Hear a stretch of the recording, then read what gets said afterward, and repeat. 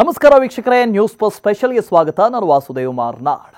ವಿಶ್ವದ ದೊಡ್ಡಣ್ಣ ಅಂತ ಕರೆಸಿಕೊಳ್ಳುವ ಅಮೆರಿಕಾದ ಆಡಳಿತ ಚುಕ್ಕಾಣಿಯನ್ನ ಡೊನಾಲ್ಡ್ ಟ್ರಂಪ್ ಹಿಡಿದಿದ್ದಾರೆ. ಟ್ರಂಪ್ ಮತ್ತು ಬೈಡನ್ ಮಧ್ಯೆ ನಡೆದಿದ್ದಂಥ ಭಾರೀ ಪೈಪೋಟಿಯಲ್ಲಿ ಕೊನೆಗೆ ಡೊನಾಲ್ಡ್ ಟ್ರಂಪ್ ಮೇಲುಗೈ ಸಾಧಿಸಿ ಅಧ್ಯಕ್ಷ ಗಾದಿ ತಮ್ಮದಾಗಿಸಿಕೊಂಡಿದ್ದಾರೆ. ಇದೀಗ ಅಮೆರಿಕ ಅಧ್ಯಕ್ಷರಾಗಿ ಡೊನಾಲ್ಡ್ ಟ್ರಂಪ್ ಪಟ್ಟಾಭಿಷೇಕವೂ ನಡೆದಿದೆ. ಎರಡನೇ ಬಾರಿಗೆ ಟ್ರಂಪ್ ದೊಡ್ಡಣ್ಣನ ಲಗಾಮು ಹಿಡಿದಿದ್ದಾರೆ.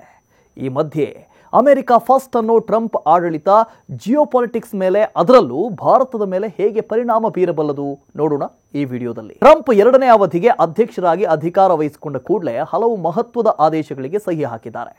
ಅದರಲ್ಲಿ ಪ್ರಮುಖವು ಅಂದರೆ ಅಮೆರಿಕಾದಲ್ಲಿ ಟಿಕ್ಟಾಕ್ ಕಾರ್ಯಾಚರಣೆ ಅವಧಿ ವಿಸ್ತರಿಸಿದ್ದು ಒಂದಾದರೆ CBP-1 ಅಪ್ಲಿಕೇಶನ್ ಬಳಕೆ ನಿಲ್ಲಿಸಿದ್ದಾರೆ. ಅಮೆರಿಕಾದಲ್ಲಿ ಇನ್ನು ಮುಂದೆ ಗಂಡು ಹೆಣ್ಣು ಅನ್ನೋ ಎರಡು ಲಿಂಗಗಳು ಅಧಿಕೃತ ಅನ್ನೋ ಆದೇಶ ಹೊರಡಿಸಿದ್ದಾರೆ. ಎಲೆಕ್ಟ್ರಿಕ್ ವಾಹನ ಕಡ್ಡಾಯ ಆದೇಶವನ್ನು ಹಿಂಪಡೆದಿದ್ದಾರೆ. ಜಾಗತಿಕ ಆಮದುಗಳ ಮೇಲೆ 10% ಸುಂಕ. ಹೀಗೆ ಆರಂಭದಲ್ಲೇ ಅನೇಕ ನಿರ್ಧಾರಗಳನ್ನು ತೆಗೆದುಕೊಂಡಿದ್ದಾರೆ. ಮುಂದಿನ ನಿರ್ಧಾರಗಳ ಬಗ್ಗೆ ತುಂಬಾನೇ ಕುತೂಹಲ ಇದೆ. ಪಾಯಿಂಟ್ ನಂಬರ್ 1, ಡ್ರ್ಯಾಗನ್ಗೆ ಮೂಗುದಾರ ಹಾಕ್ತಾರ ಟ್ರಂಪ್. ಟ್ರಂಪ್ ಅಧ್ಯಕ್ಷೀಯ ಚುನಾವಣಾ ಗೆಲುವಿನ ಹಿಂದೆ ಎಲನ್ ಮಾಸ್ಕ್ ಪಾತ್ರ ಮತ್ತು ಅವರಿಬ್ಬರ ನಡುವಿನ ಬಾಂಧವ್ಯದ ಕುರಿತು ಹೆಚ್ಚಿಗೇನು ಹೇಳೋ ಅವಶ್ಯಕತೆ ಇಲ್ಲ ಅಂತ ಅನ್ಸುತ್ತೆ.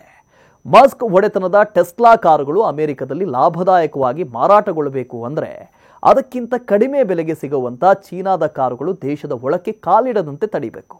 ಪಾಯಿಂಟ್ ನಂಬರ್ 1, ಅಮೆರಿಕದ ಚೀನಾ ವಿರೋಧಿ ನಿಲುವು ಅಷ್ಟಕ್ಕೆ ಮುಗಿಯೋದಿಲ್ಲ. ಆಫ್ರಿಕಾ ಮತ್ತು ಶ್ರೀಲಂಕಾ ಸೇರಿದಂತೆ ಹಲವೆಡೆ ರಸ್ತೆ, ರೈಲು ಮಾರ್ಗಗಳನ್ನು ಮಾಡ್ತೇವೆ ಅಂತ ಚೀನಾ ಹಂತ ಹಂತವಾಗಿ ದೇಶವನ್ನೇ ತಮ್ಮ ಮುಷ್ಟಿಯಲ್ಲಿ ತೆಗೆದುಕೊಂಡಿದೆ. ಹಾಗಾಗಿ ಟ್ರಂಪ್ ಚೀನಾ ವಿರೋಧಿ ನೀತಿ ತಡೆಯೋದು ಸಿದ್ಧ ಅಂತ ಹೇಳಲಾಗ್ತಾ ಇದೆ. ಇದರಿಂದ ಏಷ್ಯಾದಲ್ಲಿ ಭಾರತಕ್ಕೆ ಲಾಭವಾಗುತ್ತೆ. ಶೀಘ್ರದಲ್ಲೇ ಟ್ರಂಪ್ ಭಾರತ ಮತ್ತು ಚೀನಾ ಪ್ರವಾಸವನ್ನು ಕೈಗೊಳ್ಳಲಿದ್ದಾರೆ. ಇದರ ಟ್ರೇಲರ್ ಅನ್ನೋ ಹಾಗೆ ಚೀನಾದ ಸರಕುಗಳ ಮೇಲೆ ಈಗಾಗಲೇ 60% ಸುಂಕಕ್ಕೆ ಟ್ರಂಪ್ ಸಹಿ ಹಾಕಿದ್ದಾರೆ. ಪಾಯಿಂಟ್ ನಂಬರ್ 2, ಕೆನಡಾ ಮತ್ತು ಮೆಕ್ಸಿಕೋಗೆ ಹೆಚ್ಚಿನ ತೆರಿಗೆ ಆತಂಕ. ಕೆನಡಾ ಮತ್ತು ಮೆಕ್ಸಿಕೋದಿಂದ ಅಮೆರಿಕಕ್ಕೆ ಬರುವಂಥ ವಸ್ತುಗಳಿಗೆ 25% ತೆರಿಗೆ ವಿಧಿಸೋಣ ಅಂತ ಇದ್ದಂಥ ಟ್ರಂಪ್ ಹಾಗೇ ಮಾಡಿದ್ದಾರೆ.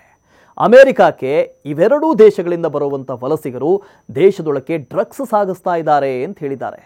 ಅಮೆರಿಕ ಮೆಕ್ಸಿಕೋ ಮಧ್ಯೆ ಶಾಶ್ವತ ಗೋಡೆ ನಿರ್ಮಿಸೋದಾಗಿಯೂ ಹೇಳಿದ್ರು. ಈ ಹಿಂದೆ ಕೆನಡಾವನ್ನು ನೇರವಾಗಿ ತಮ್ಮ ದೇಶಕ್ಕೆ ಸೇರಿಸಿಕೊಳ್ಳುವಂಥ ಮಾತುಗಳನ್ನು ಟ್ರಂಪ್ ಆಡಿದ್ರು. ಹಾಗಾಗಿ ನೆರೆ ದೇಶಗಳೊಂದಿಗೆ ಟ್ರಂಪ್ ಈಗಾಗಲೇ ವಿರೋಧ ಕಟ್ಟಿಕೊಂಡಿದ್ದಾರೆ. ತಮ್ಮ ಆಡಳಿತಾವಧಿಯಲ್ಲಿ ಈ ವಿಷಯಗಳು ಬಹು ಚರ್ಚಿತ ಆಗಬಹುದು. ಪಾಯಿಂಟ್ ನಂಬರ್ 3, ರಷ್ಯಾ ಉಕ್ರೇನ್ ಯುದ್ಧಕ್ಕೆ ಚುರುಕು. ಅಮೆರಿಕ ರಷ್ಯಾದ ಸಂಬಂಧದ ಬಗ್ಗೆ ಹೆಚ್ಚೇನು ಹೇಳಬೇಕಾಗಿಲ್ಲ. ಕೋಲ್ಡ್ ವಾರ್ನ ನಂತರದಿಂದಲೇ ಈ ಎರಡೂ ರಾಷ್ಟ್ರಗಳು ಎಣ್ಣೆ ಸೀಗೆಕಾಯಿ ಅಂತಿದ್ದಾವೆ. ಆದರೆ ಈಗ ರಷ್ಯಾ ನ್ಯಾಟೋ ಬೆಂಬಲಿತ ಉಕ್ರೇನ್ ಮೇಲೆ ಯುದ್ಧ ಸಾರಿರೋದ್ರಿಂದ ಅಮೆರಿಕಾಗೆ ರಷ್ಯಾ ದ್ವೇಷಿಸುವುದಕ್ಕೆ ಇನ್ನೊಂದು ಕಾರಣ ಸಿಕ್ಕಂತಾಗಿದೆ. ಆದರೆ ಅಧಿಕಾರಕ್ಕೆ ಬರೋಕ್ಕೂ ಮುಂಚೆ ಟ್ರಂಪ್ ಈ ಯುದ್ಧವನ್ನು ಕೊನೆಗೊಳಿಸ್ತೀನಿ ಅಂತ ಹೇಳಿದರು. ಬೈಡನ್ ಸರ್ಕಾರದಲ್ಲಿ ಉಕ್ರೇನ್ಗೆ ಅಮೆರಿಕಾದಿಂದ ಅಗತ್ಯ ಶಸ್ತ್ರಾಸ್ತ್ರಗಳನ್ನು ಪೂರೈಕೆ ಮಾಡಲಾಗಿತ್ತು. ಈಗ ಟ್ರಂಪ್ ಅಧಿಕಾರಾವಧಿಯಲ್ಲಿ ಇನ್ನಷ್ಟು ಅಗ್ರೆಸಿವ್ ಆಗಿ ಉಕ್ರೇನ್ ಪರ ನಿಲ್ಲೋ ಸಾಧ್ಯತೆಗಳಿದ್ದಾವೆ. ಇದರಿಂದಾಗಿ ಯುದ್ಧ ಇನ್ನಷ್ಟು ತೀವ್ರತೆ ಪಡೆದುಕೊಳ್ಳುವಂಥ ಸಾಧ್ಯತೆ ಕೂಡ ಇದೆ. Point number 4, H-1B ಜಟಾಪಟಿ. ಟ್ರಂಪ್ ಗೆದ್ದಾಗಲೇ ಅಮೆರಿಕದಲ್ಲಿರುವಂಥ ಭಾರತೀಯರಿಗೆ H-1B ವೀಸಾದ ಆತಂಕ ಶುರುವಾಗಿತ್ತು. H-1B ಶುಲ್ಕವನ್ನು ವಿಪರೀತ ಏರಿಸಿ ಆ ಮೂಲಕ H-1B ವರ್ಗದ ಕೆಲಸಗಾರರು ಅಮೆರಿಕಾಗೆ ಬರದಂತೆ ತಡಿಬೇಕು ಅನ್ನೋದು ಟ್ರಂಪ್ ಆಪ್ತ ಎಲನ್ ಮಾಸ್ಕ್ ವಾದವಾಗಿತ್ತು. ಆಗ H-1B ವೀಸಾದಡಿ ಅಮೆರಿಕಾದ ಕನಸು ಕಾಣ್ತಾ ಇದ್ದಂಥ ಸಾವಿರಾರು ಭಾರತೀಯರಷ್ಟೇ ಅಲ್ಲದೆ ಪ್ರತಿ 3 ವರ್ಷಕ್ಕೆ H-1B ನವೀಕರಣ ಮಾಡ್ತಾ ಇದ್ದಂಥ ಲಕ್ಷಾಂತರ ಭಾರತೀಯರಿಗೂ ಸಂಕಷ್ಟ ಕಾಡಿದೆ.